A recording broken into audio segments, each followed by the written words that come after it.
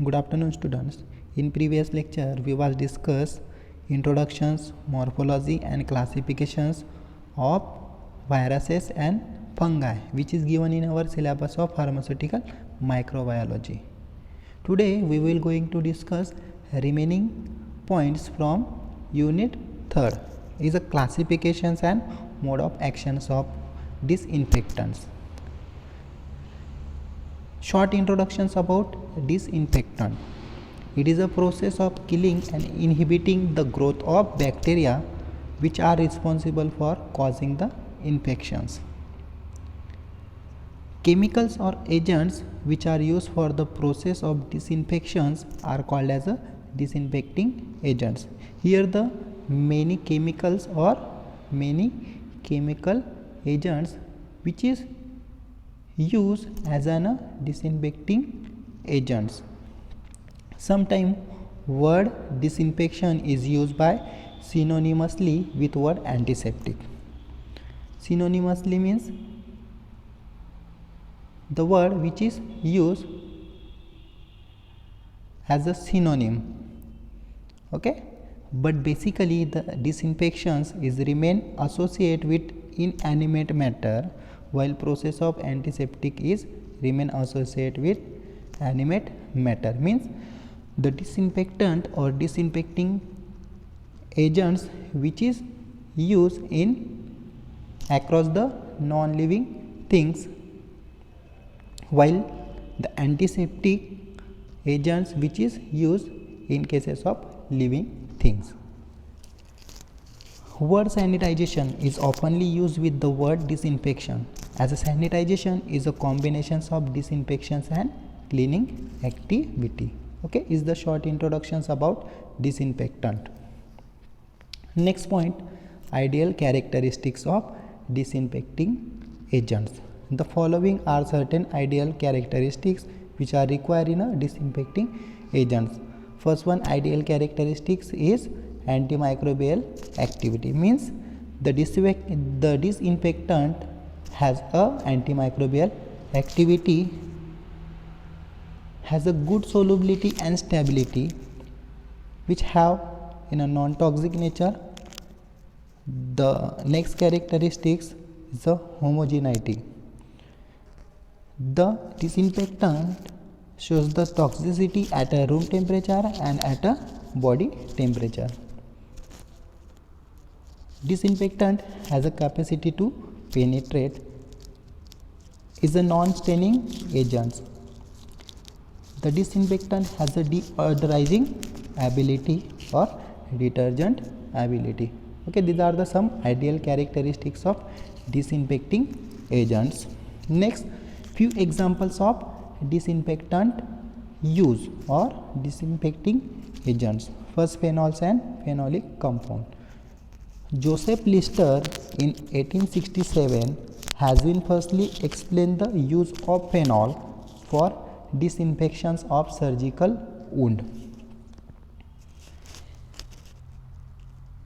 He also started the practice of disinfecting the surgical equipment by using a phenol.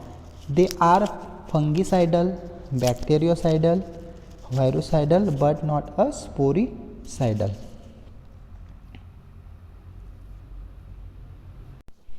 Students, sporicidal means the spore is a unit of sexual or asexual part of the life cycle of many parts.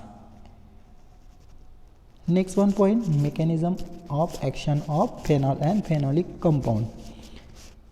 First one, mechanism of action is that denatures the bacterial proteins and lipids. Denaturation means destroy the characteristics property of protein and lipid by heat or other effect which disrupt its molecular conformation. Next mechanism of action, inactivate the cell membrane and cell wall. The phenol or phenolic compound inactivate the cell membrane and cell wall of the bacteria or fungi. Again, inactivate the bacterial enzymes. Okay, is the simple one, mechanism of action of phenol or phenolic compound.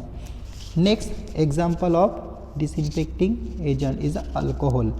50 to 95% of alcohol is having a good disinfective activity. Practically 70% of alcohol is used in a laboratories.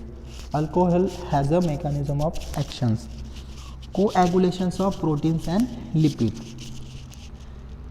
means the change in the structure of proteins and lipids, like a from liquid form to solid or thicker liquid.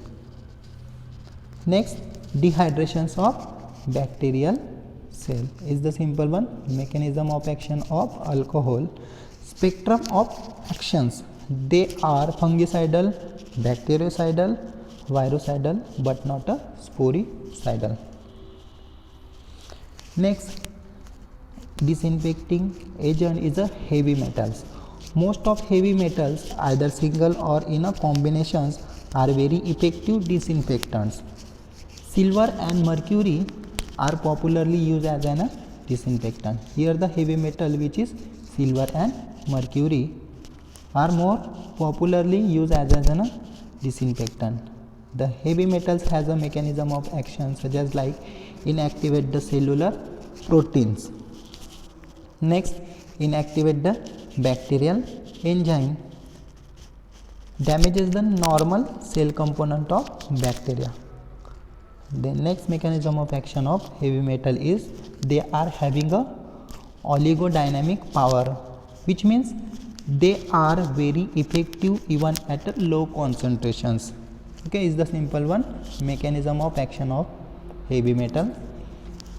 Spectrum of action of heavy metal, they are fungicidal, bactericidal, virucidal, but not a sporicidal.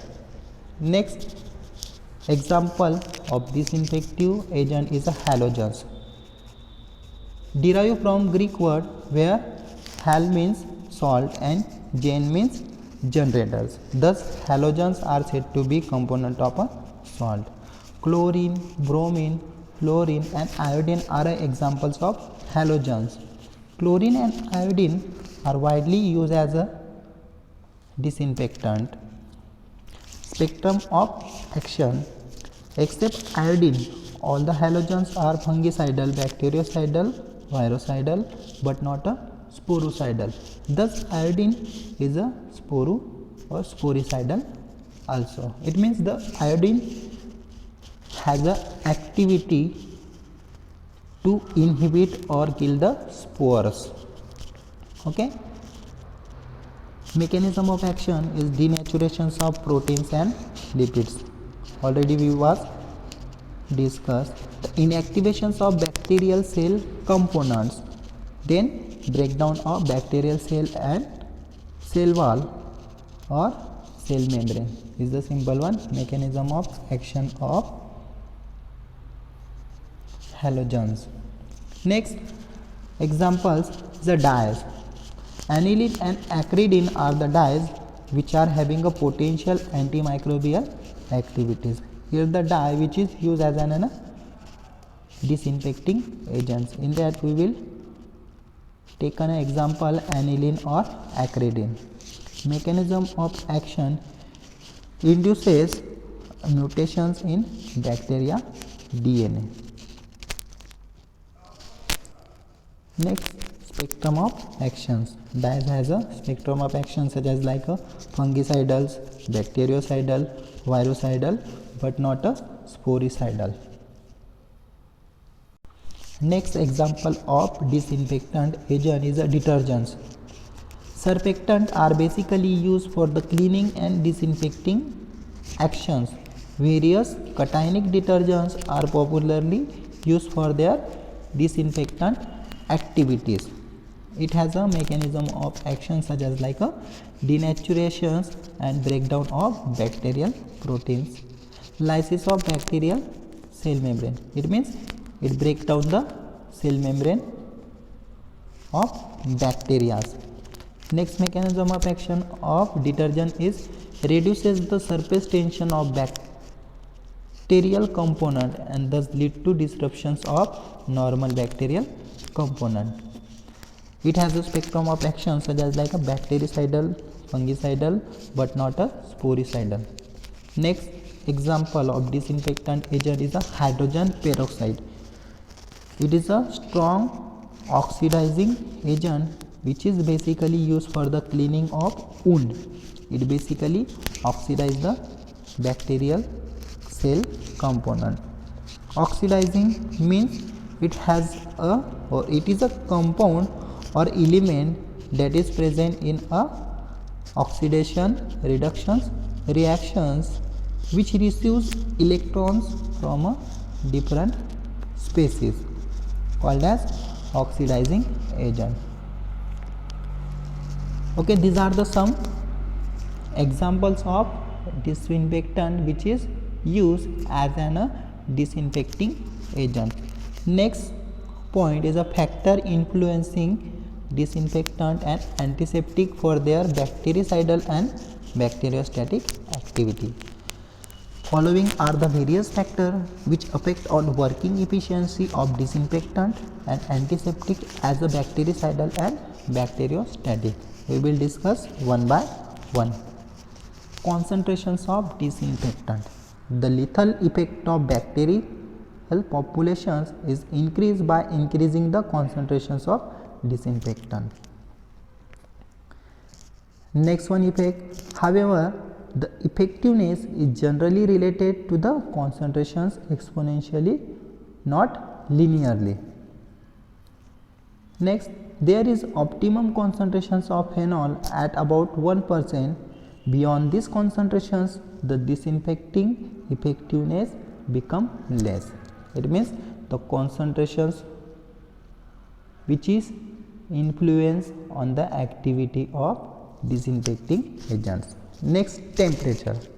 The lethal effect of bacterial populations can be increased by increasing the temperature. The effect of temperature on bactericidal activity may be expressed quantitatively by means of temperature coefficient. Next factor influencing is a time of contact. Sufficient time of contact must be allowed for the disinfectant to exert its action. Next, pH of the environment. A change of pH during the disinfection process can affect the rate of growth inoculums. Means there is a growth of microorganisms which is occur. A pH of 6 to 8 is optimal for the growth of many bacteria and the rate of growth decline on either side of this range. Phenolic and acidic antimicrobial agents usually have a greatest activity in acidic conditions. Acridine dyes and quaternary ammonium compound are usually more active in alkaline than in acidic solution. Okay, the pH of the environment also affect on the activity of disinfecting activity. Chemical structure of disinfectant. Next factor influencing on activity of disinfectant or bactericidal activity is the chemical structure of disinfectant. Chemical structure of compound affect the disinfectant activity. Means the substitutions of alkyl chain up to 6 carbon in a length in para position to phenolic as a hydroxyl group increase activity, but greater than 6 carbon in length decreases water solubility and disinfectant activity. Generally, halogenations increases the antibacterial activity of phenol, but nitrations increases the antibacterial activity and systematic toxicity also. Okay, see the chemical structures. Some halogenations increases the antibacterial activity, but the nitrations or nitration group which is increase the antibacterial activity as well as it shows the toxicity activity also. Next, type and number of microorganisms present. The efficacy or the efficiency of disinfections greatly depends on the nature and the number of contaminating microorganisms, especially on the presence and absence of bacterial spores. It can be seen that mostly the vegetative bacteria are rapidly killed by most chemical disinfectant, but bacterial spores are difficult to destroy. But some disinfectant, example aldehyde and or aldehydes, are sporicidal. We was taken example of iodine. Iodine is a metal and which shows the sporicidal activity. Here the aldehyde which shows the sporicidal activity. Next, interfering substances in the environment. Materials such as the blood, body fluid, pus, milk, food residues or colloidal proteins may reduce the effectiveness of disinfectant if present in small amount. See, next factor is interfering substances such as like a blood, body fluid, pus, milk, okay, which reduce the effectiveness of disinfectant while which is present in a small amount. Next, the presence of oil and fat markedly reduces the disinfecting ability of phenolics. Next, influencing factor is a potentiation, synergism and antagonism of disinfectant. Potentiation of a disinfectant leads to enhancement in their antimicrobial activity. Potentiation means increase in strength of nerve impulses along a pathway. Next, synergistic effects are often shown by two or more antimicrobial agents which gives as an increase in their activity. Synergism means interactions or cooperations of two or more substances to produce a combined effect greater than their separate effect, called as a synergism or synergistic effect. Next, antagonism effect are often shown by two antimicrobial agents which may lead to decrease in their activity. What does the antagonism agents means? Antagonism, a substance which interfere or inhibit the physiological action of another substances. Okay student, these are the some factor influencing the disinfecting activity of disinfecting agents. Next point is a method used for the evaluations of disinfectant and antiseptic for their bactericidal and bacteriostatic activities. Following are certain general methods which are used for the evaluating the bactericidal and bacteriostatic activities of disinfectant and antiseptic. Okay students, इथं आपण discuss करणार आहेत की जेव्हा आपण disinfectant आणि antiseptic ॲक्टिव्हिटीला analyse करणार आहेत तर आपण कोणत्या कोणत्या मेथड थ्रू त्या गोष्टी ॲनालाइज करू शकतो. तर इथं व्हेरियस मेथड्स दिल्या आहेत का त्या थ्रू आपण तिथल्या अँटीसेप्टिक आणि डिसइन्फेक्टंट एजंट्सच्या बॅक्टेरिसाइडल आणि बॅक्टेरियोस्टॅटिक ॲक्टिव्हिटी आपण ॲनालाइज करू शकतो.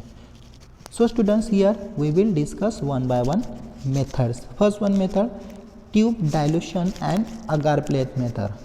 Okay, the chemical agent which we want to evaluate is incorporated into nutrient broth or in a nutrient agar medium and inoculated with test microorganism. Next, these tubes are incubated at a 30 degrees Celsius to 35 degrees Celsius for a 2 to 3 days, and then the result in the form of turbidity or colonies are observed. The results are recorded and the activity of the given disinfectant is compared. However, if high level of turbidity or large number of colonies are recorded, then it indicates that test material is not having a prominence antimicrobial activity. Students, या tube dilution and आगार plate मीडियममध्ये काय करतो आपण ज्या chemical एजंटला evaluate करणार आहे तर त्याच्यापासून आपण काय करतो आहे, एक न्यूट्रियन आगार मीडियम प्रिपेअर करतो आहे. त्या न्यूट्रियन आगार मीडियमला आपण काय करतो आहे, इन्क्युबेट करतो आहे एका 30 ते 35 डिग्री सेल्सिअसच्या टेम्परेचरवर 2 ते 3 दिवसासाठी. त्यानंतर आपण काय ऑब्झर्व करतो आहे, जर का तिथं आपल्याला ऑब्झर्वेशन्समध्ये दिसतं आहे का तिथं टर्बिडिटी ऑकर झाली आहे, जर झाली असेल तर आपण रिझल्ट काय शो करतो आहे का जे काही आपलं टेस्ट मॅटर आहे किंवा जो काही टेस्ट मटेरियल आहे it not having a prominence antimicrobial activity. Next method is a cup plate method और cylinder plate method. In this method, the nutrient agar is melted, cool suitably and get poured into a petri dish. Then spread 0.2 ml of known concentrations of inoculum means bacterial suspensions on the surface of the solidified agar with the helping of spread plate technique. Finally, prepare the cups of cavities in solid agar media by using a sterile borer. Borer is the metal or metallic rod which is used to make a cups or cavities in a agar or solidified agar media. Now 0.2 ml of drug is poured into the cups of agar plate and then incubated at 37 degrees Celsius for 24 hours. If the drug has any antibacterial effect, then it will show the zone of inhibition surrounding to the cups in which drug solution is poured. जर का त्या ड्रग्समध्ये antibacterial effect असेल तर जे काही cup आपण तिथं poor केलं आहे तर तिथं ती मायक्रोबियल ग्रोथ आपल्याला दिसणार नाही. Okay. Next method is the dish plate method. In this method, the nutrient agar is melted, cool suitably, poured into petri dish, and then the solidified media is cut with a sterile blade to make a dish. Dish means the drain or नाली म्हणतो आपण. ठीक आहे. The drug is poured very carefully into the dish. Then we just pour the drug carefully in this dish. Various microorganisms are streaked along the side of the dish.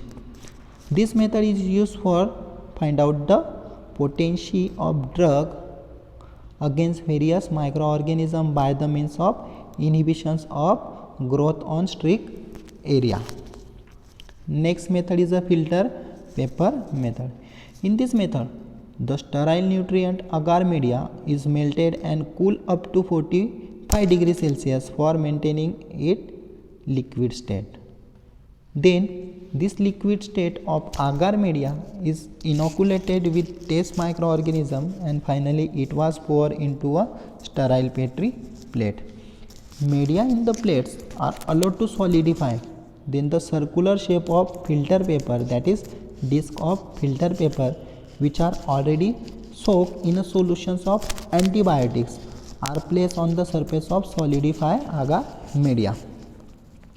At last, these plates are subjected for incubations in an incubator at a temperature of 35 degrees Celsius for a period of 2 to 3 days. Finally, after incubations, if the drug has any antibacterial effect, then it will show the zone of inhibitions. Okay, these are the some method.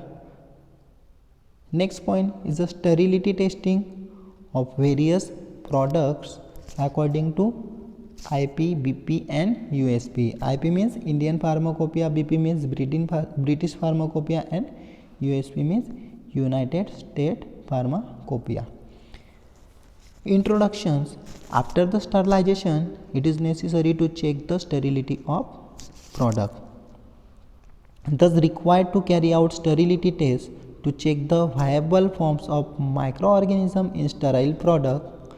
This test is required to carried out in strict aseptic conditions. For this test, all requirements and equipment are required to be sterile before use. Even the culture media for aerobics, anaerobics and fungi growth are required to be made sterile. Principle: microorganisms and fungi are allowed to grow in a clear and transparent culture medias under the favorable conditions in incubator. If growth occurs, then that growth are indicated by turbidity of medium. Okay, steps involved in sterility test. Here the sterility test has a various steps. These steps we will discuss one by one. Following are certain steps required to carry out in sequential manners. Selections of sample from batch or lots of formulations. In first one step, we just select the sample from a batch or lot of formulations. Sample should be a true representative of entire batch or lot. Sample कुठून घेतो आपण? We take a sample from a batch or lots. Then should be selected randomly as per guideline of IP 1985. जे काही आपण sample त्या batch आणि लॉटमधून collect करणार आहे, that time we follow the guidelines of Indian Pharmacopoeia as per 1985. Okay, is the first one step. Next one step, selections of quantity of sample from containers. Here the quantity selections mainly depends on weight and volume of containers. Again we have to follow guidelines of IP 1985 to take a selected quantity or quantity of the sample. Next, preparations of culture media. Here the two types of culture medias are used. Fluid thioglycolate medium, mainly used for the cultivations of anaerobic microorganism, or soybean casein digest medium, which is mainly used for the cultivations of aerobic microorganisms and fungi. Method of testing: membrane filtrations method or direct inoculations method. Now see, in actually membrane filtrations method, here the sterile product is firstly subjected for filtrations by using a membrane filter having a porosity of 0.45 micron. After filtrations, remove the membrane filter from metallic frame and divided into two halves.